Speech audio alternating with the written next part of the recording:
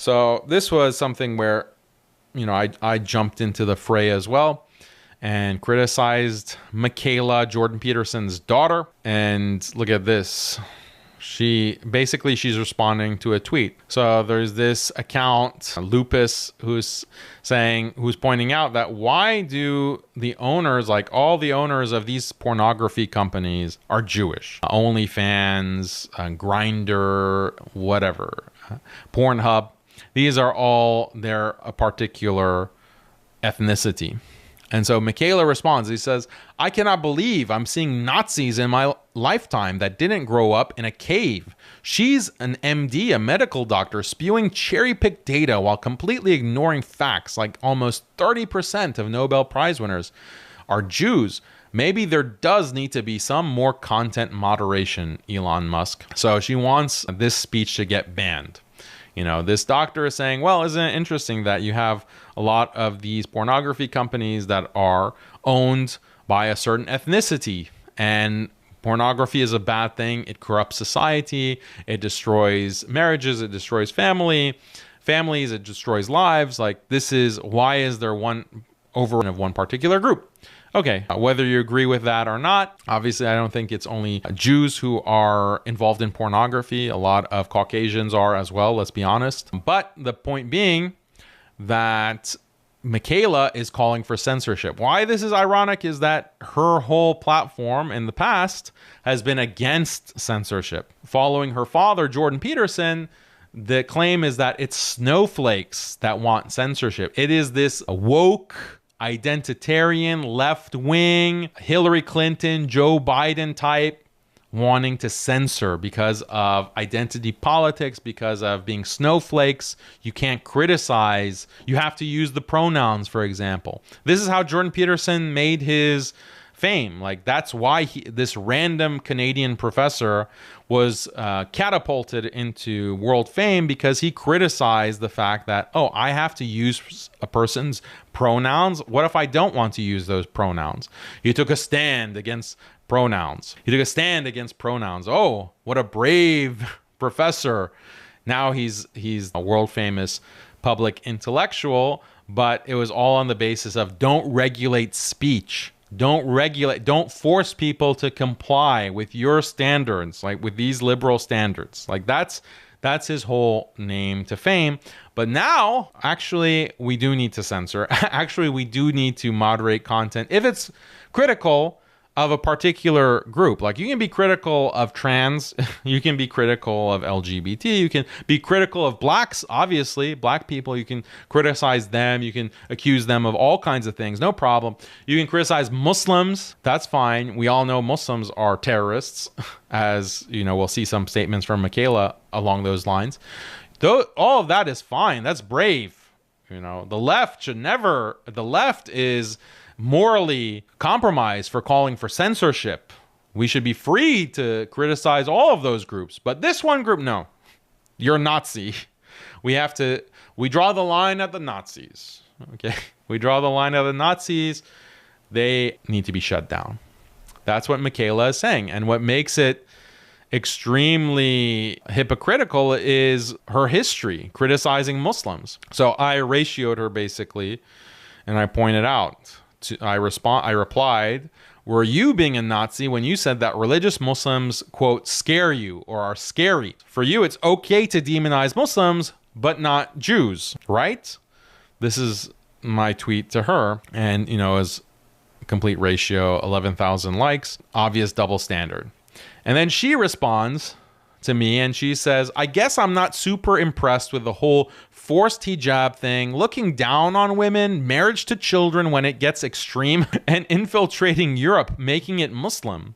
Oh, she has a problem with infiltration of Europe. So anti-immigrant, okay? Different than cherry picking companies to illustrate a stupid point and using the hashtag filth. So what is the difference there? Like, you're not cherry picking when it comes to Islam. You're not cherry picking when it comes to your criticism of Muslims. You're just spitting facts, right? You should be free to spit facts about Muslims being evil and Muslims being this immigrant threat that are going to take over Europe. That's fine. There's nothing wrong with that. That's not being a Nazi. That's not being the second coming of Hitler. But if you say it about another group, then yeah, that goes too far. So then I responded in this way. I said, I'm not super impressed with Judaic supremacism, Jewish extremists calling for the genocide of Palestinians based on the Bible, destroy Amalek, shills like you getting on your knees for Israel. You want to attack Islam, but want to censor anyone criticizing Judaism. Why? So this is this double standard I've pointed out many times. You have Zionists, you have people who are pro-Israel who will criticize Islam, demonize Muslims, burn the Quran, like literally burn the Quran, do all kinds of inflammatory things to generate hatred, more and more hatred against Muslims, against Palestinians, against immigrants. That is allowed. Now, especially this is allowed, and it's promoted and it's trumpeted, and it's gotten so much worse after October 7th because you have Israel literally funding millions of dollars into this anti-Islam, anti-Muslim propaganda, and we covered it in a previous episode of Hayat Show. Check that one out. But you can't have the same kind of standard in criticizing Judaism, in criticizing extremism, terrorism, Jewish terrorism, when it's against Palestinians, when it's against Muslims. Then you want censorship. Then that can't be said. You have to be banned. These are clear double standards. And all of the big tech companies are implicated in this. But like I said, this is baked into the cake. This is how these platforms are meant to be run. So here are examples of Mikhaila criticizing Islam and saying, basically saying that there shouldn't be censorship for criticizing Islam. So she says, for those of us naive Westerners who say criticizing any aspect of Islam is Islamophobic. Okay, so she's responding to a tweet about Iran and this CIA asset who is constantly agitating against Iran and calling for regime change, inciting violence, inciting protests, like with the whole Amini case. So then Mikhaila is saying, see, Muslims are dangerous. Islam is dangerous. So you naive people who want to shut down criticism of Islam on the basis that it's Islamophobic, look at what it's gonna cause. Look at the disaster that it's going to create. We have to be able to openly criticize Islam, no matter who thinks it's Islamophobic. I wonder if she would say the same thing about anti-Semitic criticism of Jews or Zionists or Israel. Would she have the same standard? I wonder. So then, yeah, this is another tweet. Someone defends that original Lupus tweet, saying that she's arguing that minorities control an industry that's eroding societal norms. As a staunch advocate for free speech, I believe discussing this issue falls under the protection of free speech and should not be subject to censorship. And then Mikhaila says, my point is Jews control more businesses in general, good and bad businesses. Cherry picking the bad businesses and presenting them as a conspiracy on X to encourage Nazism goes beyond what I think is acceptable. This isn't about climate or gender. This is leading to calling for the eradication of a people that have been going through this for thousands of years because other people have the memory of a goldfish. So if you criticize a certain ethnicity because of overrepresentation and certain bad businesses, that's calling for their eradication. But if you criticize Muslim immigrants, if you say they're trying to take over Europe, if you're saying that their religion scares you, if you're trying to saying that, their religion is dangerous, that is not a call to eradicate Muslims. That's not a call for Nazism. Okay. And then here's another tweet. There's a Muslim criticizing, or maybe not a Muslim. Yeah, I think it was a Muslim who was criticizing standards of dress in the UK, like women are dressed inappropriately. And then Mikhaila comes and says, why don't you move? Seriously, what made you decide to move to Britain if you want to be exactly like whatever godforsaken country you escaped from? And then someone responds to her, Muslims will gladly remain in Muslim countries when the West stops bombing their families, invading their lands, and usurping their leaders.